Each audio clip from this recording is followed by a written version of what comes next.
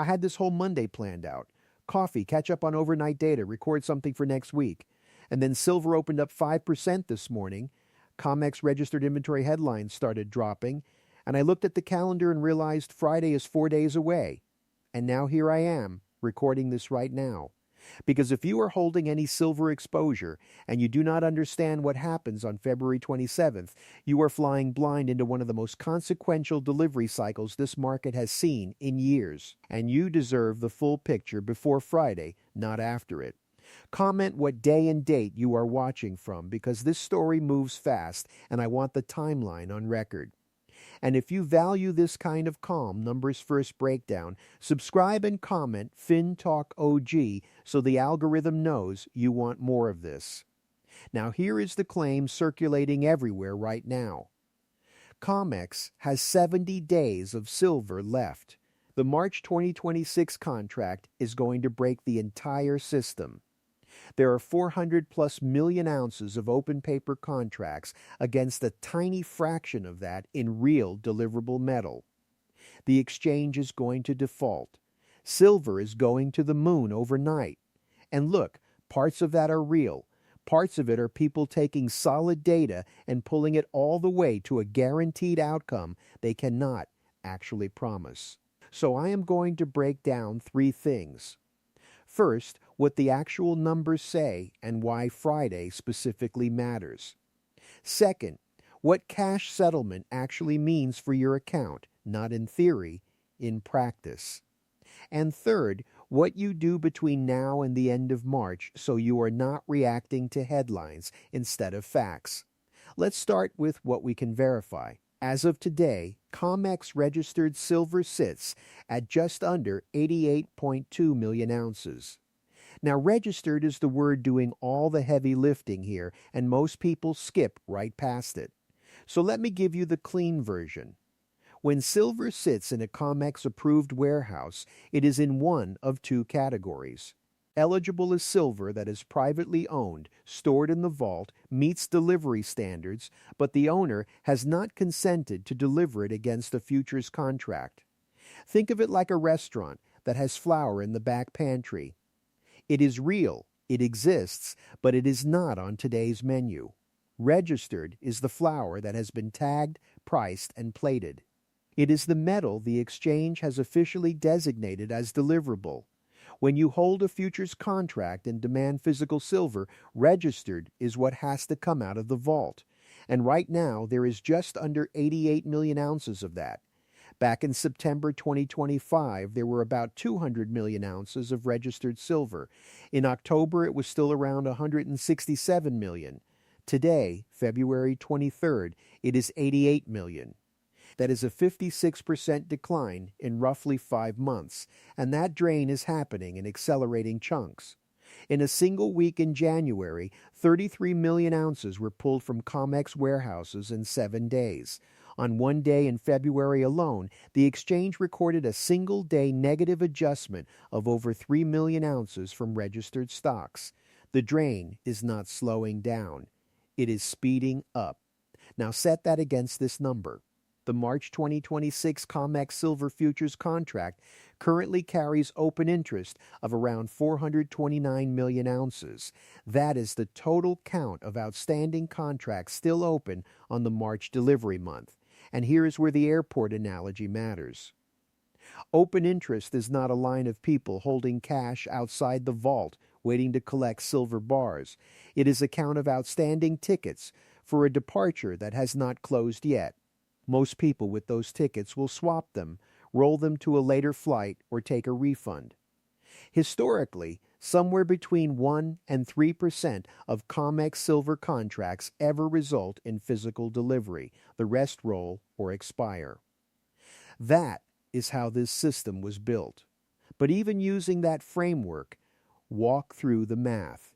If 10% of 429 million ounces demands physical delivery, you need about 43 million ounces. You have 88 million. Survivable. If 25% stands for delivery, you need 107 million ounces. You are already short roughly 19 million ounces. The exchange starts pulling from eligible stocks, assuming vault owners agree to reclassify. That gets tense.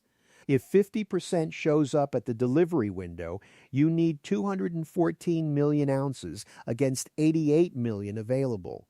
That is a 126 million ounce gap. There is no workaround for that number. Now here is the skeptical counterpoint, and I am giving it its full due because it deserves it. Open interest always compresses sharply before first notice day. Always. Professional traders, institutions, and banks do not want to take delivery of 5,000-ounce silver bars. They have no storage, no logistics, and no interest in the metal itself. Rolling to May is cheaper, faster, and completely routine. The bullion banks sitting on the short side of this market have every incentive and the structural access to make sure most of these contracts roll. So a 50% delivery scenario is a tail risk, not a base case. Most serious analysts, even the ones sounding the alarm, put the realistic delivery rate much lower than that. But here's the thing the skeptics are not fully addressing. The delivery rate has been climbing. February 2026 data showed a 98% physical delivery rate among contracts that actually entered the delivery period rather than rolling. The Sprott Sell Fund has been pulling physical silver out of COMEX at record rates. Shanghai is trading physical silver at a $10 premium over Western spot prices right now. And China's own exchange, the Shanghai Futures Exchange, just announced rule changes effective February 27th, the same day as COMEX First Notice Day, that restrict silver delivery allocations. China is tightening its own domestic silver delivery system at the precise moment COMEX is facing its most stressed delivery cycle in years. That is not a coincidence. That is two major exchanges simultaneously signaling that the physical supply side is genuinely under pressure. Here is a question for you. Do you actually know whether what you own is physically allocated silver or a paper derivative of silver? Drop your answer in the comments because I think the breakdown is going to surprise people. The reason the inventory is draining in the first place is not just speculative demand. It is a structural convergence of forces that none of the rolls and deferrals actually fix. Think about industrial demand like sandpaper. Nobody makes headlines about sandpaper, but it gets consumed in tiny amounts across 1 million projects every single day, and once it is used, it is gone. Solar panels use silver paste in the photovoltaic cells, and global solar capacity is on pace to consume roughly 120 to 125 million ounces of silver this year alone. EVs use silver in electrical connectors and battery management systems at around 25 to 50 grams per vehicle, and production is running at over 20 million units annually. AI data centers and advanced semiconductors use precision silver contacts that cannot be cheaply substituted, and every ounce that goes into a panel on a rooftop or a chip in a server is not coming back into a vault. The Silver Institute has confirmed that 2026 will be the 6th consecutive year where silver demand exceeds supply. The cumulative shortfall since 2021 is approaching 820 million ounces. That metal was consumed, converted into products, and has gone from financial markets permanently. Mine production is expected to tick higher this year. The Silver Institute projects global supply just over 1 billion ounces. But you cannot speedrun a mine, and you cannot speedrun a refinery. Mining decisions made when silver was in the low 20s are just now producing metal. It is not enough to close the deficit, and the industrial demand side is growing every quarter. New capital is also coming from a direction this market has never seen before. Binance, the world's largest crypto exchange, launched gold and silver perpetual futures contracts recently. Those two contracts recorded over $70 billion in trading volume in just weeks after launch. $70 billion.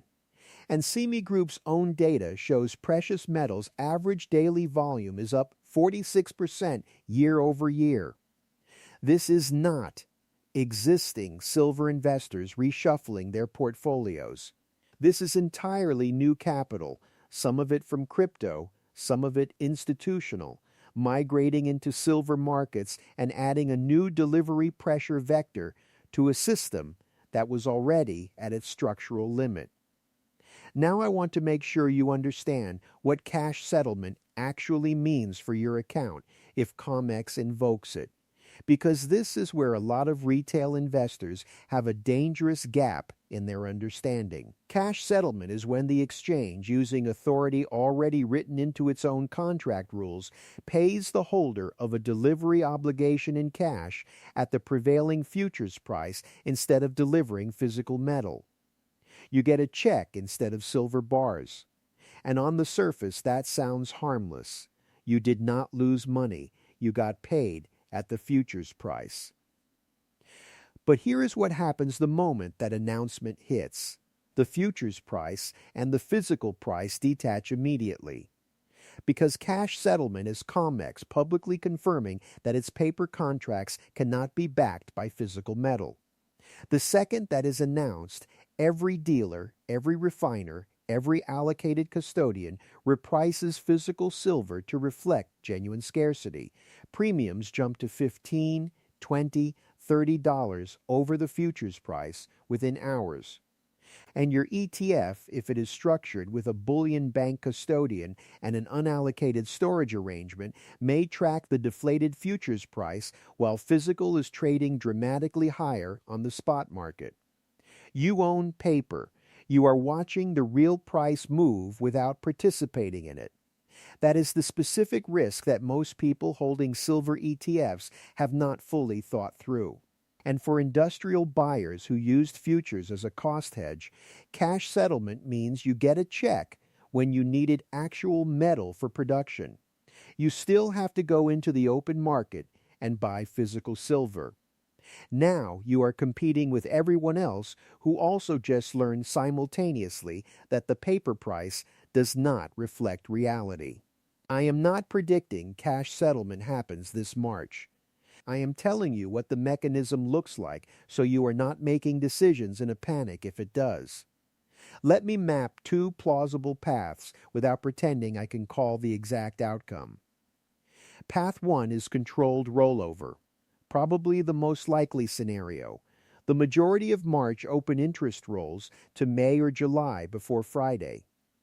Banks and professional traders do what they always do. Registered inventory gets supplemented by eligible stock reclassification where vault owners cooperate. COMEX navigates the delivery cycle without a formal crisis. Silver price consolidates somewhere in the mid to high 80s and then resumes the structural trend higher as the same inventory pressure builds again for the next delivery month. In this scenario, if you panicked and sold your physical holdings because of March fear, you exited the right position at the wrong time. You will be chasing it higher in April. Path 2 is visible delivery stress. Delivery demand runs meaningfully above historical averages without triggering a formal default, but enough that registered inventory drops towards 60 to 70 million ounces, forcing aggressive eligible reclassification and explicit cooperation requests from vault owners. The spread between COMEX paper price and physical spot widens publicly. Premiums spike at dealers. This stress becomes visible and reported. Silver price breaks higher, potentially retesting the January highs or pushing through them as the physical premium reality forces upward price discovery. This is the scenario Bill Holter, Andy Schachman, and other longtime physical market analysts have described as the realistic near-term pressure outcome, not overnight collapse. Visible, documented stress that removes any remaining market complacency about physical availability. Here is what nobody wants to say clearly. Even if March passes on path 1, the math does not reset.